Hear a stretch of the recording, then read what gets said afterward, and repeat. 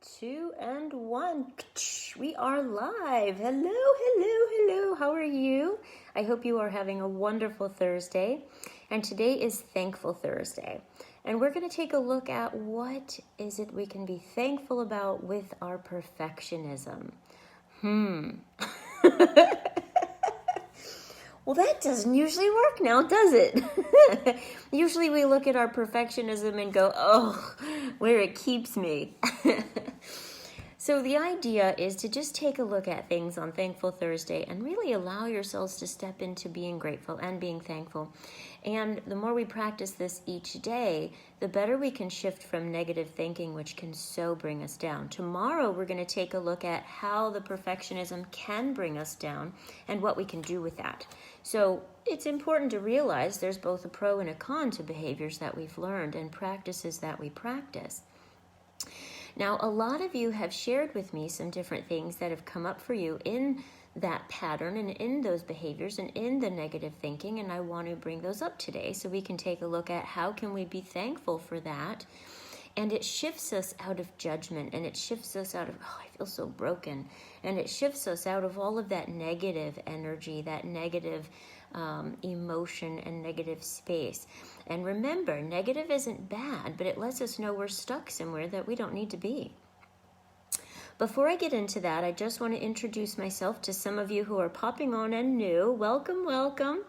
My name is Tammy Workman-Lopez, and I'm a coach in many areas. I do hypno coaching, and so that allows me to do mind reset work. So helping people to see, we practice self-hypnosis every day, guys. It's just important to know. We do it in ways that are supportive, and we do it in ways that really bring us down.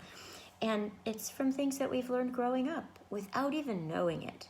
So how are we trained? We're trained by our parents. We're trained by any caregivers that we have. We're trained by our media. We're trained by our schools. We're trained by all the grown-ups that we look on and go, you're so wonderful and so smart. Tell me I want to be just like you. Which makes sense. We're itty-bitty. We think everything's wonderful, and too bad we lose that, right? Because everything is still wonderful.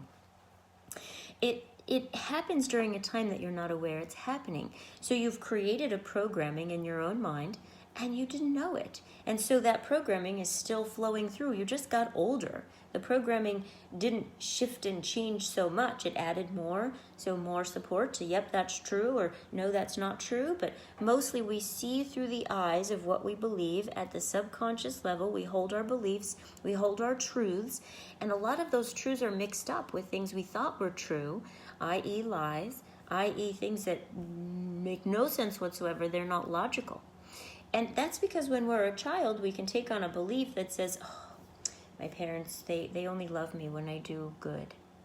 When in reality, parents love us all the time, but they may only know how to show it in positive situations. So the reality of that is the parent didn't know how to show it all the time. They knew how to show it when you were succeeding. And when you weren't, they knew how to show their disappointment. And so that's really all that meant. But as a child, we interpret that to go, I'm not good when I'm not perfect. And sometimes you might have parents like mine who were very unhealthy, and it really didn't matter. Doesn't matter. It's not going to work. Not good. So it just allows you to be able to see we can create that programming, and that programming continues with us. Even if there are times when we do a lot of work, there could be something in life that brings it up.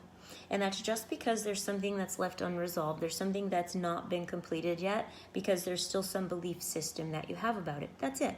It doesn't need judgment. It doesn't mean that you're broken. It doesn't mean that you're not good enough. It doesn't mean any of the things that you have thought so far. And so I come on here today to help with that. I've been actually doing this for years, but last year I decided to do it each and every day. And I wanted to continue that with you guys. And I'm also going to be adding on working with you individually live in just some neutral, relaxed ways so we can take a look at some of those beliefs and be able to go, oh, got it.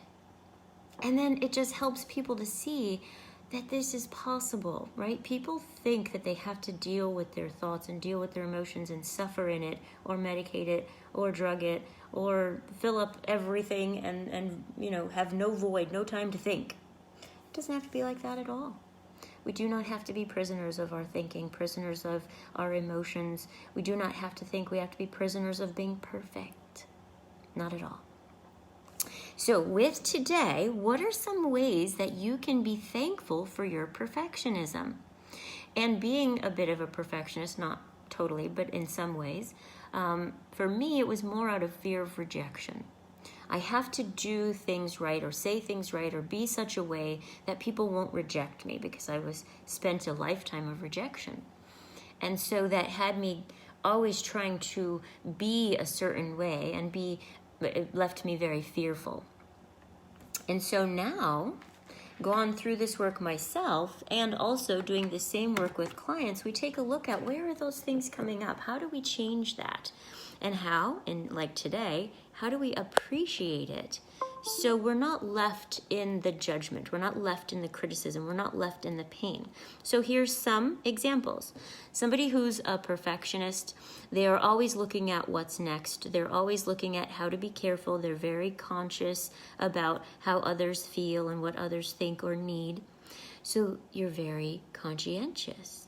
You're looking out for others. You're making sure that you're safe. You're making sure that everything around is okay. You might be very observant. In my case, I'm not.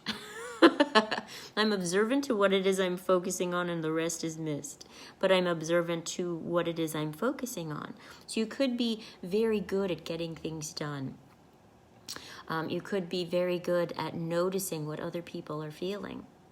You could be very good at really just taking in the scene and being able to go, okay, well, I could see this person is feeling that way, and I can see this person is feeling that way, and just really absorbing in things that a lot of people might not see.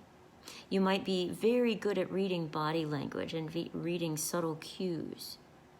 So take a look at, that does make me very good at things. For me, because oddly enough, my mother was always trying to sneak up on me to catch me doing something bad. And really, I was just doing whatever kids do. But in her mind, it was something bad and wrong and deserving of punishment. And so I got very, very good at listening. I can hear when someone's walking up. I can hear their feet on the carpet. I can hear their feet on the ground. I know where they are in the room. If something falls, I can say, oh, well, that's that just fell. Or, oh, there was a creak in the living room. Or, I don't know that sound. I need to go check it out. And then once I know what it is, I always know what it is when I hear it again. I've gotten very good at that. I can hear other people in other rooms. Not always. It's getting a little different as I get older. So you'll notice there's different aspects of the perfectionism that you've had that make you really good at things. You might be really good at projects. You might be really good at keeping deadlines. You might be really excellent at grammar and writing documentation and getting projects done. Now, in some of these other ways, you might be like, nope, not that. And that's okay. But right where you're good at, write that down. Or if you want to, find a GIF that shows how it works for you. And then you'll begin to see, I'm really grateful for that. For some people, they have perfect writing. Not me. For some people, they have really great abilities with cooking and taste and just so many things. I love meeting people who, are really, they call themselves, I'm so OCD. I'm like, ooh, tell me what ways. And so I can learn techniques from them to do that and practice that, even though I might not be good in that way.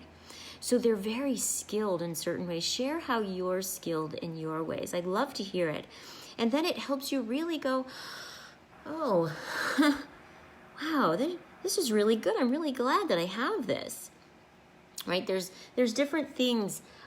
So somebody who might feel like they're a perfectionist as a parent, they might feel like they're a perfectionist as a spouse. How do those ways show up for you? Share them. They're actually great. And some of us might be going, oh, I wish I had that.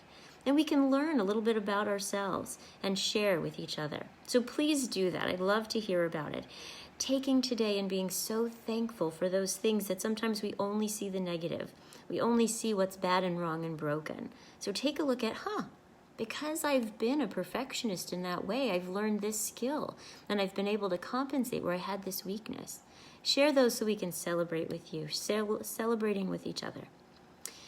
Practice these techniques. You're going to find that you're so much more grateful for what you thought was just a negative for yourself. And then tomorrow we're going to take a look at what are some ways that practicing this might bring you down, and then we can replace it and be more uplifting with yourself in that regard.